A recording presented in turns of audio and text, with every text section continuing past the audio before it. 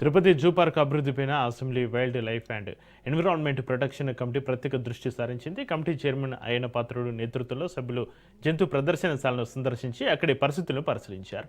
Zoo పార్క్లో నిధుల కొరత ఉందని గుర్తించిన కమిటీ అభివృద్ధి పనులకు అదనంగా 8 కోట్ల రూపాయలు అవసరమని వెల్లడించింది. ఇప్పటికే జూ పార్కుకు సుమారు 10 కోట్ల రూపాయల ఆదాయం వస్తుందని తెలిపింది. తిరుపతి జూ అభివృద్ధికి టీటీడీ నుంచి 3 కోట్ల రూపాయలు, సిఐఎస్ఆర్ ఫండ్స్ ద్వారా మరో 3 కోట్లు, ఎంపీ నిధుల ద్వారా మరో 2 కోట్లు సమకూర్చేలా చర్యలు తీసుకుంటామని కమిటీ చైర్మన్ అయ్యన పాత్రుడు తెలిపారు.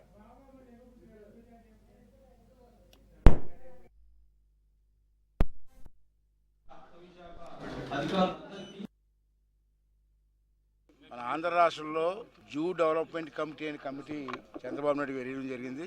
దానికి కొంతమంది శాసనసభ్యులు నన్ను స్పీకర్గా నన్ను చైర్మన్గా పెట్టారు. సాధారణంగా చాలా రాష్ట్రాల్లో స్పీకర్ ఎవరు చైర్మన్గా ఉండరు అని రాష్ట్రంలో మనకు అవకాశం ఇచ్చారు. ఇచ్చిన తర్వాత మనకు అదృష్టం కొలిది విశాఖపట్నంలో ఒకటి, తిరుపతిలో ఒకటి ఉంది.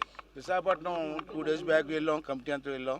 అక్కడ ఉన్నటువంటి బడ్జెట్ ఎంత, ఇంకా గ్యాప్స్ ఎంత ఉన్నాయి, ఇవన్నీ కూడా మేము పరిశీలించి ఎక్కడైతే గ్యాప్ ఉందో ఆ గ్యాప్ని బడ్జెట్ ఫిల్అప్ చేయాలని ఉద్దేశంతో నిర్ణయాలు తీసుకోవడం జరిగింది.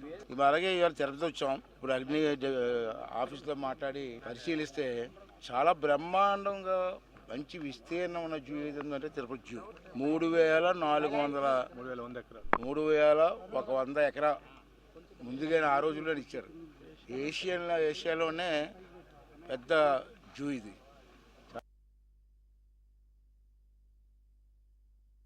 మన ఆంధ్ర రాష్ట్రంలో జూ